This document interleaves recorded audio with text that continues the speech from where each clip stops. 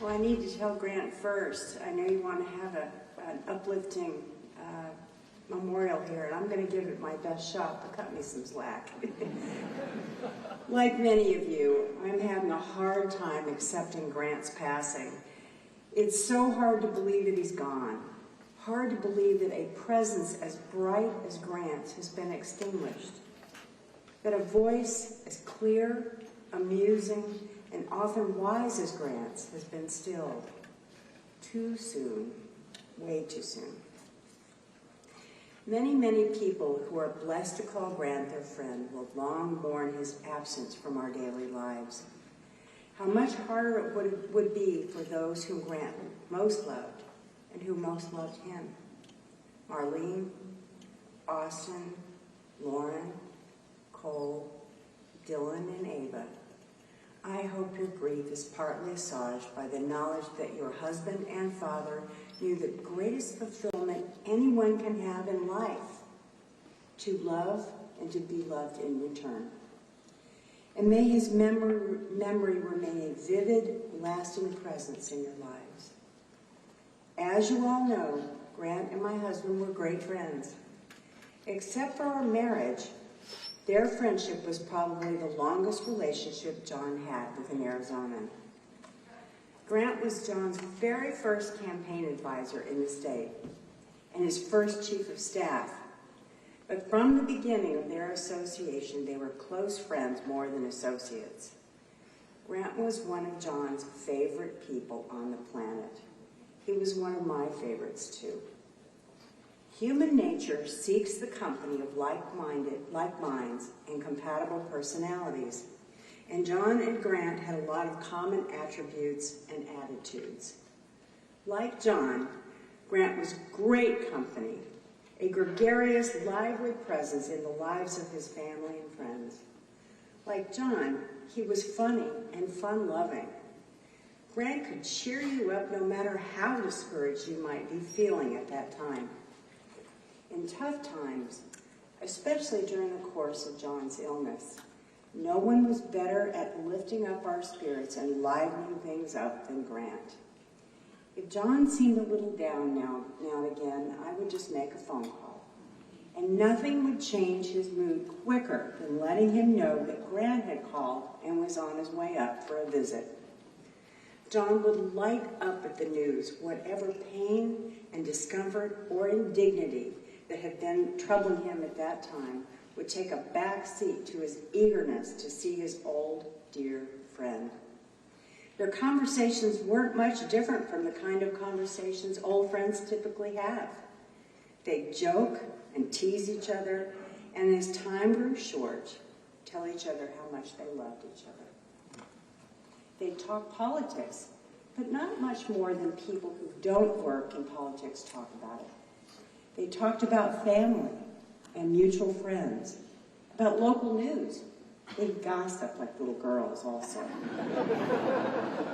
But more than any other subject, they would talk about sports, mostly about their beloved Cardinals, D-backs, Coyotes, and Suns.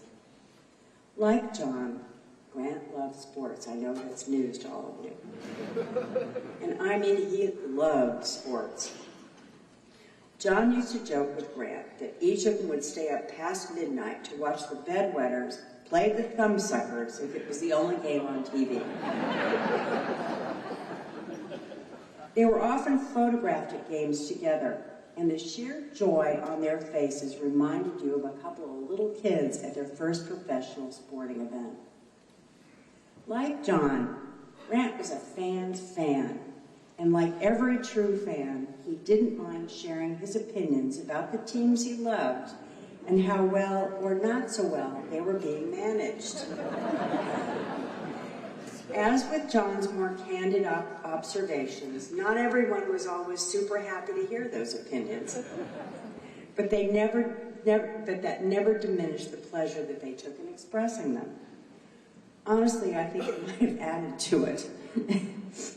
Like John, Grant was a genuine Renaissance man, a musician, a songwriter, a playwright who truly loved the fine arts. Okay, that was BS. But John loved a good song and liked to go to the movies. But his appreciation for the performing arts didn't extend much further than Ferris Bueller's Day Off or ABBA. But he admired people who had the talent to express themselves artistically. And John was impressed by and proud of his friend's many talents. Both Grant and John truly loved this state, loved its beauty and its people, and the independence and forthrightness that are common values here.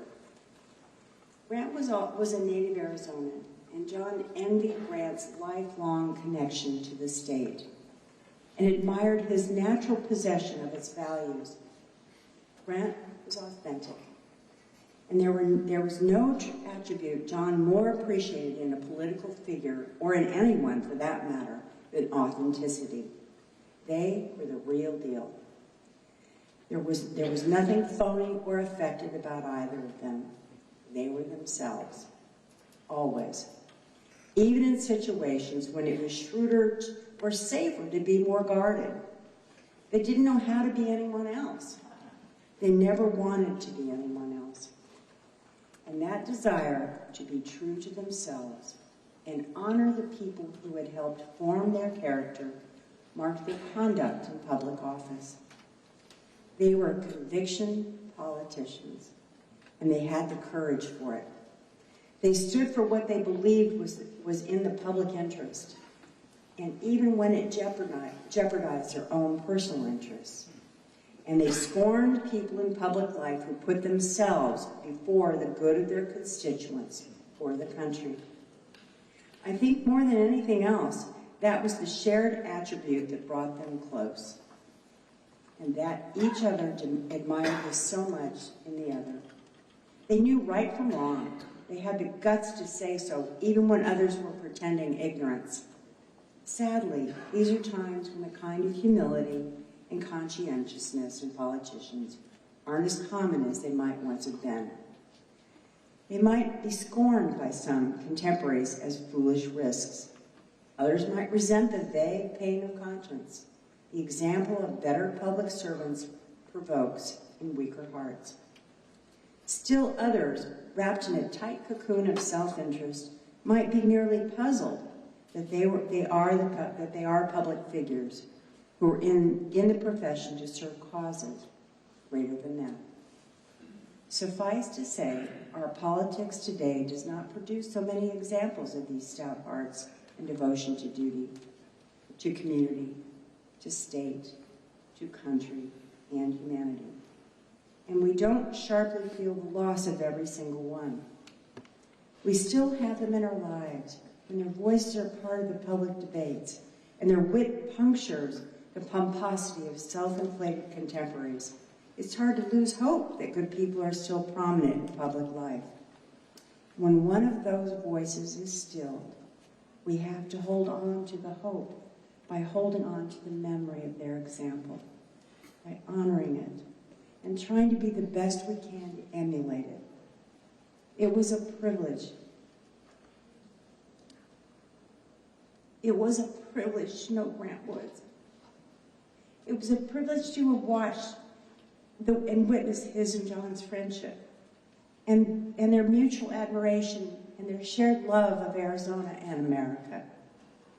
I'm going to cling to the memory of that as hard as I can, to make sense of this crazy world and to find joy in life that they always found and believed remained abundant everywhere you looked. At John's funeral, Grant closed his eulogy by paraphrasing St. Paul's second letter to Timothy. And I think the appreciation to Grant, I think the appreciation applies to Grant as much as it did to his old friend. Rest in peace, Grant, my dear friend. You fought the good fight, and you finished the race. You kept the faith. Please say hi to John and give him a hug from me. Thank you.